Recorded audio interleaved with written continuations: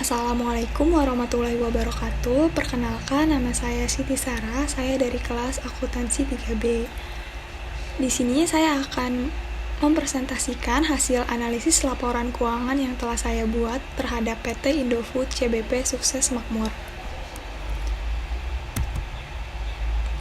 Pertama-tama saya akan menjelaskan terlebih dahulu profil perusahaan dari perusahaan yang saya analisis. PT Indofood Sukses Makmur atau lebih dikenal dengan nama Indofood merupakan produsen berbagai jenis makanan dan minuman yang bermarkas di Jakarta, Indonesia. Perusahaan ini didirikan dengan nama PT Panganjaya Intikusuma pada tanggal 14 Agustus 1990 oleh Sudono Salim. Lalu pada tanggal 5 Februari 1994, perseroan mengubah namanya menjadi PT Indofood Sukses Makmur. Perusahaan ini memiliki 36 pabrik, lebih dari 10 merek dengan 150 rasa dan tipe distributor yang melayani hampir 150.000 outlet. Produk utamanya yaitu bergerak dalam produksi mie instan dalam kemasan. Perusahaan juga memproduksi produk-produk susu, makanan ringan, biskuit, penyedap rasa, minuman, dan nutrisi, serta makanan khusus yang terdiri atas makanan balita, bayi, serta ibu hamil dan menyusui. Perusahaan juga bergerak dalam bisnis kemasan sebagai divisi pendukung yang menawarkan kemasan fleksibel dan bergelombang. Merek besarnya ini termasuk Indomie, Supermie, Sarimi, Indomik, Indofood, Citato, Kitela, Lays, Cheetos, Promina, dan sebagainya. Baik, langsung saja masuk ke analisis pertama, yaitu analisis perbandingan neraca dan laba rugi. Analisis perbandingan ini yaitu analisis yang membandingkan dua laporan atau lebih. Data yang disajikan bisa membandingkan dengan tahun awal atau dengan tahun sebelumnya. Di sini saya membandingkannya dengan tahun sebelumnya. Pertama yaitu ada analisis perbandingan neraca. Total aset, contoh perhitungannya yaitu 2018 atas 2017. Misalnya, total aset tahun 2017 dikurangi dengan total aset tahun 2018 dibagi dengan total aset tahun 2018. Begitu pula untuk 2019 atas 2018 sampai 2021 atas 2020. Hasil dari perhitungan dan analisis yang telah saya lakukan yaitu pada 2018 atas 2017 total asetnya sebesar 9%, 2019 atas 2018 total asetnya sebesar 168%, lalu 2020 atas 2019 total asetnya sebesar 10% dan 2021 atas 2020 total asetnya sebesar 14%. Selanjutnya total liabilitas, cara perhitungannya misalnya pada 2018 atas 2017 yaitu total liabilitas tahun 2017 dikurangi dengan total liabilitas tahun 2018 dibagi dengan total liabilitas tahun 2018. Begitu juga untuk perhitungan seterusnya sampai ke 2021 atas 2020. Hasil dari analisis yang saya lakukan yaitu analisis perbandingan terhadap total liabilitas, yaitu 2018 atas 2017 sebesar 3%, 2019 atas 2018 sebesar 3%, 2020 atas 2019 sebesar 343%, 2021 atas 2020 sebesar 19%. Baik, selanjutnya ke total ekuitas. Cara perhitungannya masih sama, yaitu pada 2018 atas 2017, yaitu total ekuitas tahun 2017 dikurangi dengan total ekuitas tahun 2018 dibagi dengan total ekuitas tahun 2018. Begitu seterusnya sampai 2021 atas 2020. Dan hasil dari perhitungan dan analisis yang saya lakukan yaitu untuk analisis perbandingan pada total ekuitas 2018 atas 2017 sebesar 95%, 2019 atas 2018 sebesar 26%, 2020 atas 2019 sebesar 142%, 2021 atas 2020 sebesar 0%. Terakhir yaitu total liabilitas dan ekuitas. Cara perhitungannya 2018 atas 2017 yaitu total liabilitas dan ekuitas pada tahun 2017 dikurangi dengan total liabilitas dan ekuitas pada tahun 2018 dibagi dengan total liabilitas dan ekuitas pada tahun 2018. Hasil perhitungannya yang telah saya lakukan yaitu 2018 atas 2017 sebesar min 60%, 2019 atas 2018 sebesar 5%, 2020 atas 2019 sebesar 453%, dan 2021 atas 2020 sebesar 14%. Analisis perbandingan selanjutnya yaitu pada laba rugi. Misalnya pada total pendapatan terlebih dahulu, cara perhitungannya 2018 atas 2017 yaitu total pendapatan pada tahun 2017 dikurangi dengan total pendapatan pada tahun 2018 dibagi dengan total pendapatan pada tahun 2018. Hasil yang saya dapat yaitu 2018 atas 2017 total pendapatannya yaitu 8%, 2019 atas 2018 yaitu 10%, 2020 atas 2019 yaitu 10%, dan 2021 atas 2020 sebesar 22%. Selanjutnya, laba bruto. Cara perhitungannya dimisalkan 2018 atas 2017 yaitu laba bruto, total laba bruto pada tahun 2017 dikurangi dengan laba bruto tahun 2018 dibagi dengan laba bruto tahun 2018. Hasil yang saya dapat yaitu 2018 atas 2017 sebesar 11%, 2019 atas 2018 sebesar 17%, 2020 atas 2019 sebesar 20%, dan 2021 atas 2020 sebesar 18%. Begitu juga untuk laba usaha, perhitungannya masih sama seperti sebelumnya. Dan hasil yang saya dapat yaitu 2018 atas 2017 sebesar 23%, 2019 atas 2018 sebesar 15%, 2020 atas 2019 sebesar 24%, dan 2021 atas 2020 sebesar 27%. Baik, masuk ke analisis yang kedua yaitu analisis rasio, likuiditas, leverage, activity, dan profitabilitas. Analisis rasio sendiri yaitu analisis yang membandingkan rasio sekarang dengan rasio yang lalu atau membandingkan rasio perusahaan dengan perusahaan sejenis lainnya. Pertama-tama masuk ke analisis rasio likuiditas yaitu ada current ratio dan quick asset test ratio.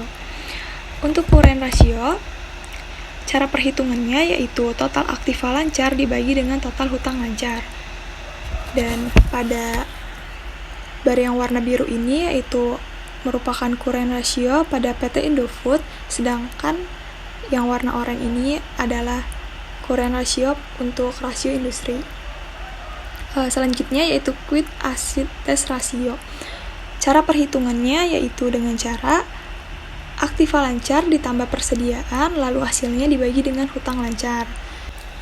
Selanjutnya analisis rasio leverage, yaitu ada dua, ada debt to asset ratio dan debt to equity ratio.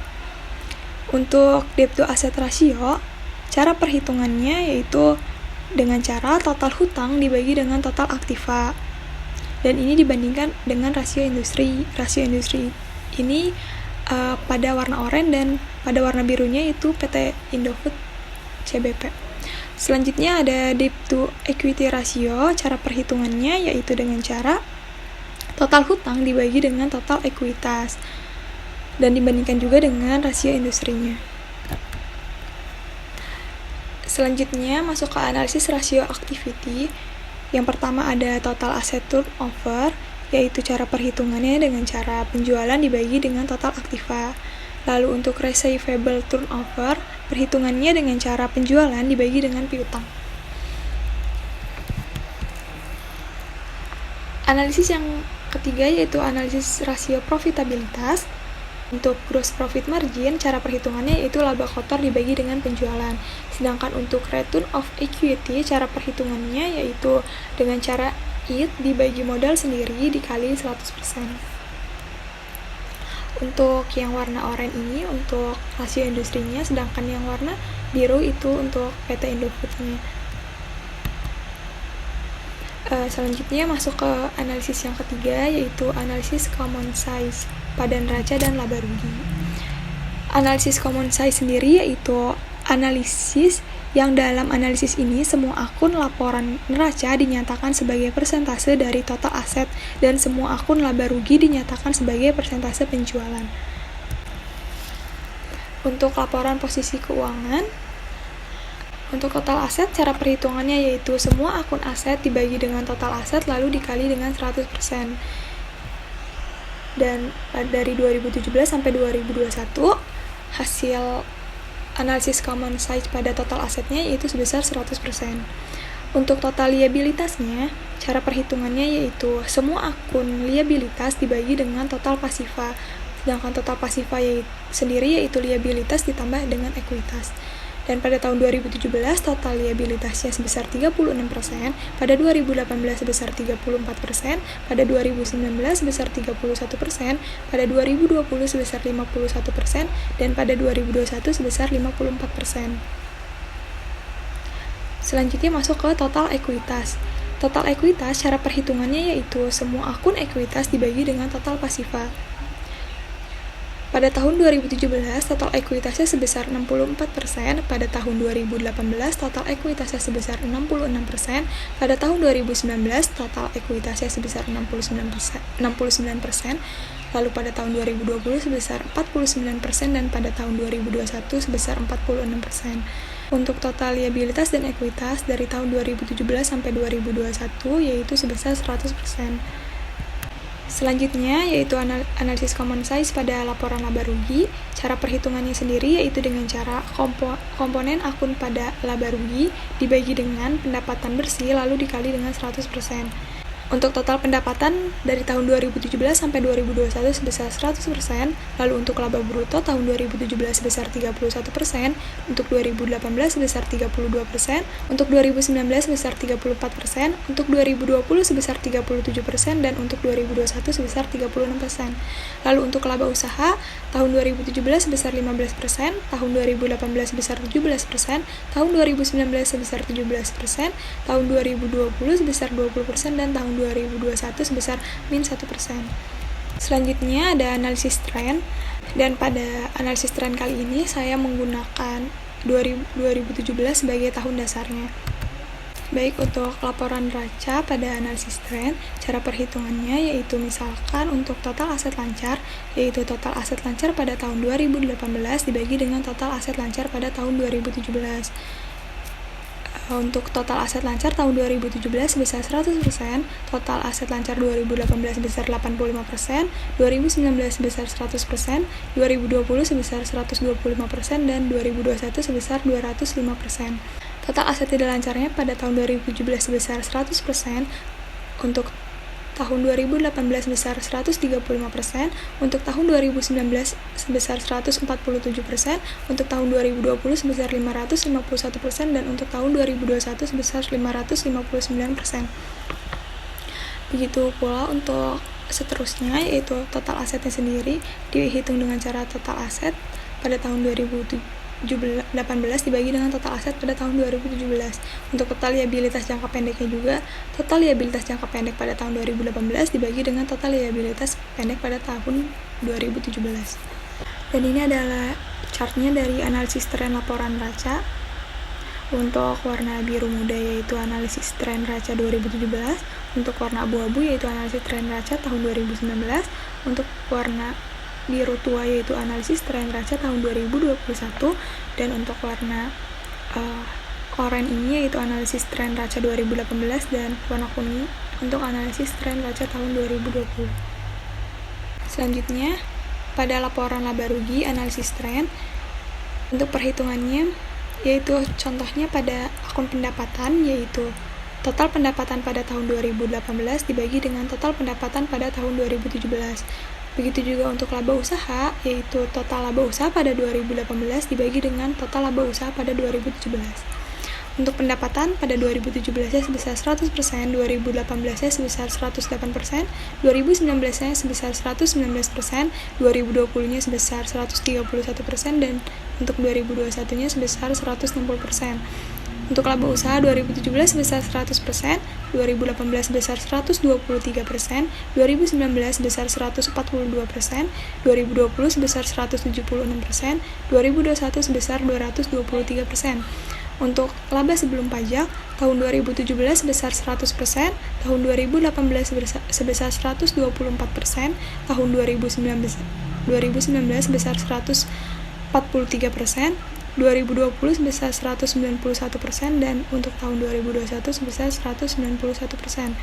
Untuk laba tahun berjalan, tahun 2017 sebesar 100%, 2018 sebesar 131%, 2019 sebesar 151%, 2020 sebesar 209%, 2021 sebesar 223%. Untuk jumlah kompresif tahun berjalan, tahun 2017 sebesar 100%, 2018 sebesar min 4.585%, 2019 sebesar min 3.150%, 2020 sebesar min 26%, 2021 sebesar min 5.270%. Dan di samping ini ada chart dari analisis tren laporan laba rugi. Masuk ke analisis yang kelima, yaitu analisis DuPont. Analisis DuPont ini yaitu analisis yang metodenya memisahkan ROE ke dalam dua elemen. Jadi, total net profit margin, total asset turnover, dan ROI saling berinteraksi untuk menentukan ROE. Ini perhitungan untuk analisis DuPont pada tahun 2017. IT dibagi penjualan dikali 100% didapatkan net profit margin, lalu penjualan dibagi dengan total aset dikali 100% didapatkan asset turnover sebesar 0,48, kemudian net profit margin sebesar 14% dikali dengan aset turnover dan didapatkan ROI sebesar 6,72%. Lalu untuk total liabilitas ditambah modal dibagi dengan stockholder equity didapatkan equity multiplier. Lalu ROI sebesar 6,72% dikali dengan equity multiplier sebesar 2,15% dan didapatkan ROE sebesar 14,4%. Untuk tahun 2018 sampai 2021 perhitungannya sama seperti tahun 2017. Dan ini hasil analisis DuPont yang telah saya hitung, yaitu pada tahun 2017 ROI-nya sebesar 11,3%, pada equity multiplier-nya sebesar 1,56 dan ROE-nya sebesar 17,6%. Lalu pada 2018 ROI-nya sebesar 13,4%. Lalu equity multiplier-nya sebesar 1,5% dan ROI-nya sebesar 20,2%. Lalu untuk tahun 2019 ROI-nya sebesar 14,4%, equity multiplier-nya sebesar 1,45% dan ROI-nya sebesar 20,3%. Lalu selanjutnya untuk tahun 2020 ROI-nya sebesar 7,2%, lalu equity multiplier-nya sebesar 2,005%, lalu ROI-nya sebesar 14,7%. Selanjutnya untuk 2021 ROI-nya sebesar 6,72%, lalu equity multiplier-nya sebesar 2,15 dan ROI-nya sebesar 14,4%. Selanjutnya analisis yang keenam yaitu analisis cross section. Untuk analisis cross section ini merupakan analisis yang bermanfaat untuk melihat prestasi perusahaan relatif terhadap industri. Untuk rata-rata aritmatika, ROA dihitung dengan cara total ROA tahun 2017 dikurang sampai 2021, lalu dibagi dengan 5 tahun. Lalu untuk nilai bukunya yaitu dihitung dengan cara total nilai buku pada tahun 2017 sampai 2021 dibagi dengan 5 tahun. Untuk rata-rata aritmatikanya, ROA-nya sebesar 11,27%, lalu untuk nilai bukunya sebesar 0,00108. Untuk rata-rata tertimbang ROA, ini dihitung dengan cara, misalnya pada tahun 2017, yaitu ROA tahun 2017 dibagi dengan total ROA selama 5 tahun. Begitu juga sampai 2021 dihitungnya dengan cara total ROA tahun 2021 dibagi dengan total ROA selama 5 tahun. Lalu untuk nilai bukunya juga sama seperti ROA, yaitu pada tahun 2017 misalnya nilai buku pada tahun 2017 dibagi dengan total nilai buku selama 5 tahun. Dan untuk mediannya ini didapat dengan cara median ROA tahun 2017 sampai 2021. Lalu untuk median nilai buku didapat dengan cara median nilai buku dari tahun 2017 sampai tahun 2021. Lalu yang ketujuh ada analisis tim series. Pada analisis tim series ini terdapat ROA perusahaan dengan ROA industri. ROA industri ini sendiri didapat dengan cara EBIT dibagi dengan total aktiva dikali 100%. ROA industri yang saya analisis diambil dari 5 perusahaan. Yang pertama ada PT Indofood CBP Sukses Makmur, lalu yang kedua PT Indofood Sukses Makmur, yang ketiga PT Ultra Jaya Mik Industri, yang keempat PT Multi Bintang Indonesia, dan yang kelima PT Akasa Wira Internasional. Baik, untuk ROA perusahaan tahun 2017 sebesar 11,71%, untuk tahun 2018 sebesar 14,12%, untuk 2019 sebesar 14,67%, untuk 2020 sebesar 10,43%, dan untuk 2021 sebesar 5,41%. Untuk ROA industri pada tahun 2017 sebesar 12,24%, pada tahun 2018 sebesar 11,83%, pada tahun 2019 sebesar 13,29%, pada tahun 2020 sebesar 8,72%, dan pada tahun 2021 sebesar 5,55%. Selanjutnya kita masuk ke analisis yang terakhir, yaitu analisis CSR. CSR sendiri merupakan komitmen atau tekad para pelaku usaha untuk ikut serta memberikan kontribusi dalam pembangunan ekonomi dan ikut serta memperbaiki kualitas hidup para pekerjanya dan masyarakat luas.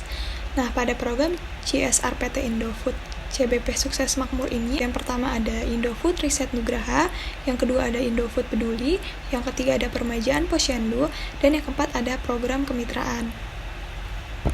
Baik, hasil kesimpulan dari presentasi kali ini yaitu yang pertama, analisis likuiditas dilihat dari analisis current ratio mengalami penurunan pada tahun 2018, lalu naik kembali pada tahun 2019, kemudian mengalami penurunan kembali di tahun 2020 dan 2021. Tetapi current ratio pada PT Indofood masih lebih tinggi dibandingkan dengan angka rata-rata industri sejenis.